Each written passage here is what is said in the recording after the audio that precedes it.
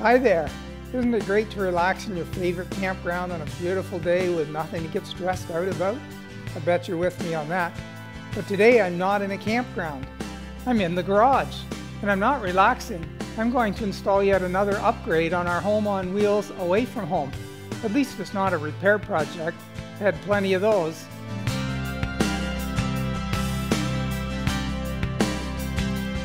My name is Dave Wettlaufer, and my wife Joan and I live near London, Canada, which is about halfway between Detroit and Toronto. We love touring around in our fifth-wheel RV, but you know, it seems as I get older, I get lazier, but only in certain ways. These days, I want to get my RV connected to power, water, and sewage as quick and easy as possible. But I don't have an unlimited budget to do this, and even if I did, my wife just wouldn't understand. So I look for economical but well-built products I can retrofit, even if it means I have to modify the product a little. My first project was a spring retractable water hose reel. I found a Legacy brand garden hose unit and replaced the standard hose with a Legacy super flexible drinking water rated hose I already had. I've got about 45 feet of hose length here, and the reel input, which is now the output, is connected to the RV water intake. Another upgrade project I did earlier this season was to install a Moorride step above unit. My wife really likes the stability of these steps. We hadn't planned on replacing the old fold-down step unit, but unfortunately I discovered that our trailer is wider than the garage door when the step unit is folded out. It didn't work so well when I tried to pull the trailer out of the garage.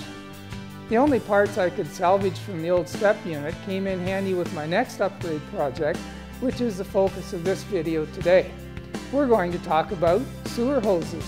Yeah, our trailer is a 37-foot Carriage Carri-lite, but of course, like so many other RV companies, their history. For the most part, it was a decent product, but there were quite a few things I had to fix that should have been done right in the factory.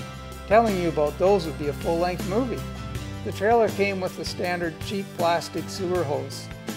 Did I say cheap? On the plus side, it was factory equipped with WasteMaster 12-volt DC electric dump valves, which look like this, and they work great. Unfortunately, one of them didn't get installed and squared up properly at the factory, and that led to a cracked flange and a slow leak. In my investigating this problem, I contacted Doug Swartz at WasteMaster, who was really helpful in getting me the part I needed. While I was on his website, I got looking at the WasteMaster cam-lock hose system.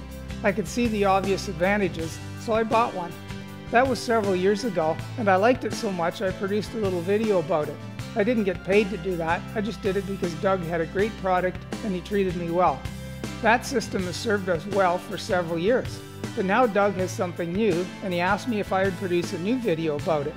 Full disclosure, I did not get paid for producing this video, but Doug did provide this new product to me at no charge. Seems fair enough to me. Doug's new product is a second-generation sewer hose that is permanently connected at the RV discharge end and stores in a box.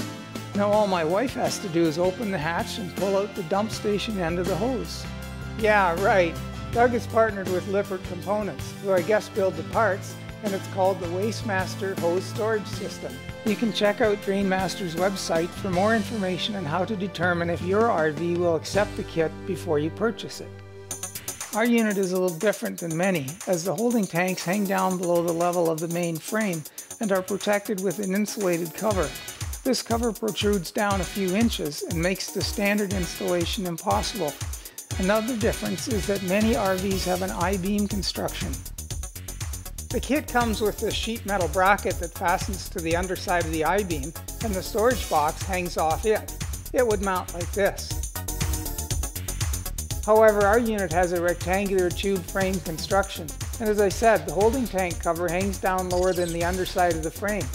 Therefore, I can't use the sheet metal bracket. I'll find a use for it somewhere later. I've rounded up a few steel parts around the garage here to recycle. Earlier this season, I decided I didn't like how much of a bow the tank cover has in the center, so I made up a couple of brackets and mounted a 1-inch square tube running front to back where the tanks are to physically hold up the tank cover. Now, of course, due to my great thinking ahead skills, I managed to place this tube in pretty much the perfect spot for supporting my new sewer kit. How about that? I had these two steel brackets in the garage looking for a new lease on life. Well, actually they were the brackets that mounted the back of that original folding step unit I talked about earlier. Recycle time! So my plan with these two brackets is to bolt them to the underside of our tube frame and span them with a piece of angle iron. Here's a look at how that worked out. Then I made up 2 lengths of 1-inch steel thin wall tube and had my friendly welder weld on a couple flat pieces which will allow me to bolt them to my original tube running front to back. The other end of these tubes rests on the angle piece as seen here. These tubes are spaced out to match up with the width of the hose storage box. Now it's just a matter of screwing the box up to these 1-inch tubes.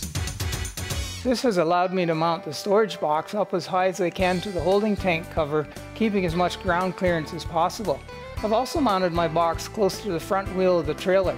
I could have moved it closer to the tank discharge fitting, but then it would have been covering part of the access panel that comes off to allow me access to the WasteMaster electric dump valves, should I ever need to change one.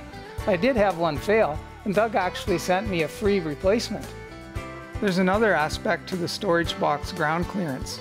Doug says that if you draw a line from the bottom of the front tire to the top of the front jack on the underside of the trailer, nothing should be below that line to avoid the possibility of it getting hit on uneven ground. You can see here that even though the storage box looks quite low, it's still above our line by about 3.5 inches. So now I've got the storage box mounted. The last step is to rearrange the sewer pipe to line up with a hole I'll cut in the side of the storage box where our WasteMaster hose will connect.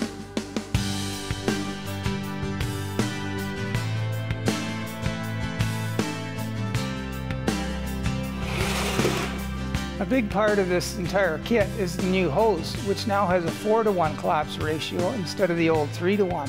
Check out the difference in length of the old and the new. That's important because it allows you to access more of those not so conveniently located dump points. Another feature of the new hose is that it snaps into place and stays there as you expand or bend the hose. The old model didn't do that. One other part supplied in the kit is this little device that will allow air to automatically enter or exit your hose when the discharge valve end is closed. I mean, if your dump valve is closed and the dump station end of your hose fitting has its valve closed, the hose isn't going to expand or contract very well. The air has to be able to get in and out, and that's the function of this device, which is threaded into the cam lock fitting and should be mounted vertical on the top side. Of course, you could simply eliminate this device and crack open this valve a little bit, but that tends to defeat the need of keeping your holding tank fluids off the ground and into the dump station. The kit also comes with a length of hose that allows you to remotely locate the vent if necessary. Well, that's about it for this project. My installation was more involved because of constructing the frame to hang the storage box from, but for trailers with I-beam frames, the sheet metal bracket will be quick and easy to install, and then it's just relocating the discharge point. Now you can have a faster and cleaner run through the dumping station. No pulling out a cheap hose from the rear bumper, or out of an internal storage pipe such as we were doing. Just open the hatch and pull out the hose.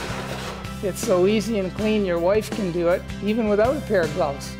Let me know if that actually happens. We also have a WasteMaster extension hose, and it's easy to disconnect the main hose and add in the extension. That likely won't need to happen very often. You can purchase your WasteMaster hose storage kit by contacting Doug Swartz at drainmaster.com. He's treated me really well both times I had an issue come up, and I know we're going to love this new storage system. I think you will too. Want to give it a try, sweetie?